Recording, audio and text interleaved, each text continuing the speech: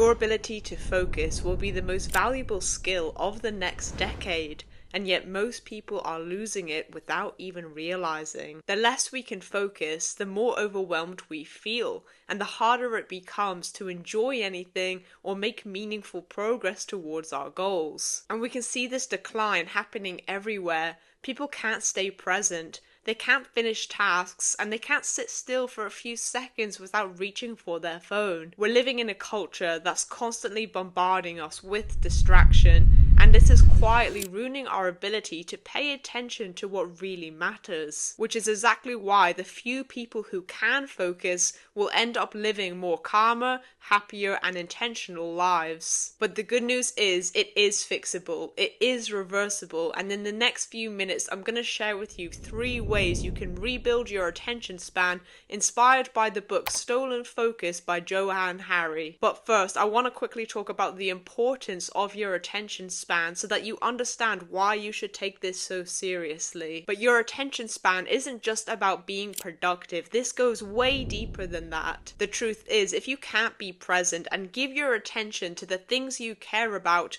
then you're not really experiencing life. Think about it. You miss your kids playing in the park because you're too busy scrolling. You miss connecting with your partner because your mind is elsewhere. You miss those career opportunities because you can't stay focused long enough to finish what matters. You miss noticing the sunsets and the flowers and the smells in the air because you're too busy looking at your phone. In other words, distraction is stealing the beauty of your life. You're missing moments, opportunities, and blessings which are all right in front of you. And so I want to ask you this: when you're on your deathbed, what do you think will matter more? That news article that you read every evening, or the time that you've spent with your loved ones? Which one is more worthy of your attention? The truth is, your attention will shape your entire life, because what you focus on a daily basis is what will become your reality. However, neuroplasticity, the brain's ability to rewire itself, is real. Through repetition and constant practice, you can train your brain to stay focused again. You can rebuild your attention span, and you can take your mind back. So let's get into 3 ways you can start taking control of your attention today. Number 1, go on an information diet. The world has become faster than ever. In fact, studies show that over time we walk faster,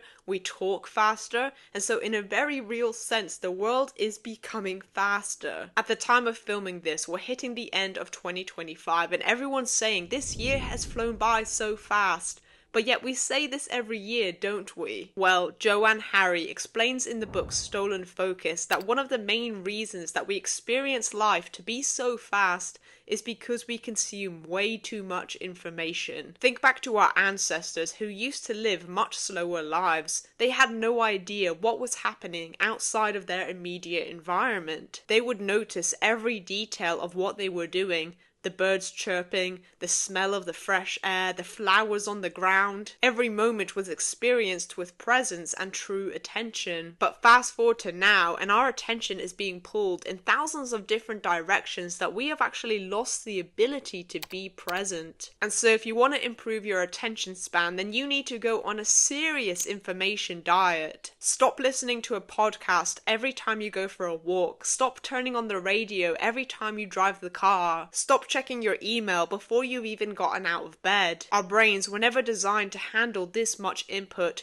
and this is why our minds feel so chaotic, because they're never getting a chance to rest. And so instead, you need to give your mind moments of silence and time for reflection. In fact, studies show that making time for mind wandering is critical for long-term brain health and creative thinking. And in the past, some of the best thinkers and leaders of the world have known this intuitively. Albert Einstein was famous for taking long walks. Benjamin Franklin scheduled daily air baths just to think. They knew that by giving their minds space, they would be able to show up better to their work and give it their full attention. And so here are a few suggestions of things you can do. Number 1, limit yourself to 1 podcast a week. Allow for moments of quiet and silence. Go for a daily walk without any phone or headphones. Read more books to learn instead of watching videos. This will allow you to digest information at a slower rate and retain it better. Delete apps from your phone that consume too much of your time. The less input you have on a daily basis, basis, the more you'll be able to improve your attention span to think deeply and be present in your life. Also, if you want to reclaim 20 plus hours every week and cut your screen time by 50% in less than 30 days, then I've created a simple step-by-step program designed to help you live more intentionally. Spots are limited, so check the link in the description to get started today before enrollment closes. Number 2, reduce the switch cost effect. Professor Earl Miller, a neuroscientist, says that we are actually very small-minded human beings and we can only produce 1 or 2 thoughts in our conscious mind at once, meaning that we actually have a very limited cognitive capacity. But as a society, we have fallen for an enormous delusion, and the average teenager now believes that they can follow 6 forms of media at the same time. However, when neuroscientists studied this, they found that even though people believed that they were doing several things at once, what they were actually doing was juggling. They're switching back and forth from one activity to the other so quickly, but they don't even notice it because their brain disguises it as like a seamless experience. But what they're actually doing is reconfiguring their brain from moment to moment, task to task, and this comes at a big cost. Imagine this, you're focusing on an important work project and then you receive a text.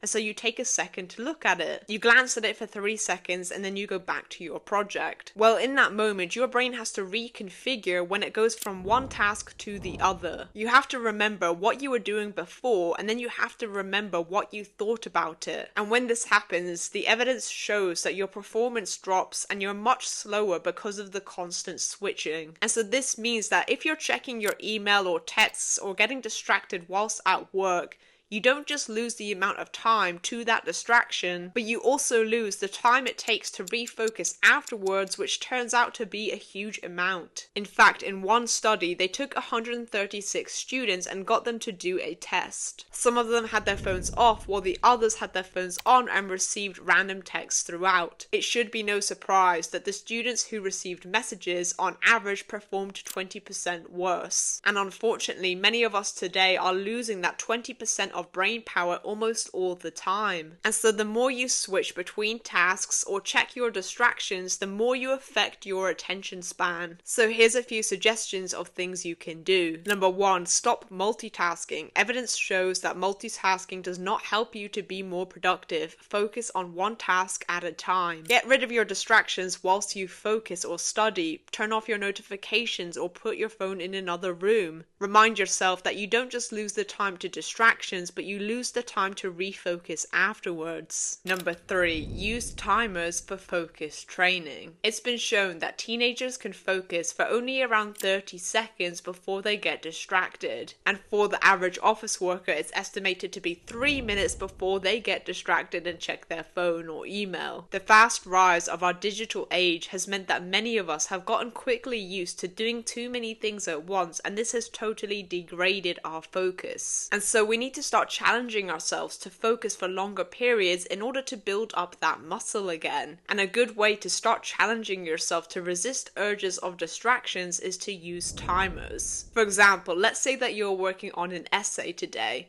We'll set a timer for 30 minutes and you are not allowed to check your email or your phone or any other distraction. You have to focus. This forces you to sit with those uncomfortable feelings or urges and try your best to move forward. And if 30 minutes sounds like too much right now, then start with 10 or 15. And this doesn't just have to be with studying or work. It could even be with cleaning the house. The challenge is that you're not going to look at any distractions in this set period of time. This will help you to become more aware of your urges to distract and force you to sit with the task at hand. Over time, as you get better at this, you'll be able to increase the length of time again and again. Think of this as like a focused gym session and you're training your mind's muscles. The timer will challenge you to focus, pay attention, and not get distracted. Click here to learn why you should embrace boredom and how it made me 10 times more productive, and I hope this video helped you. All the best.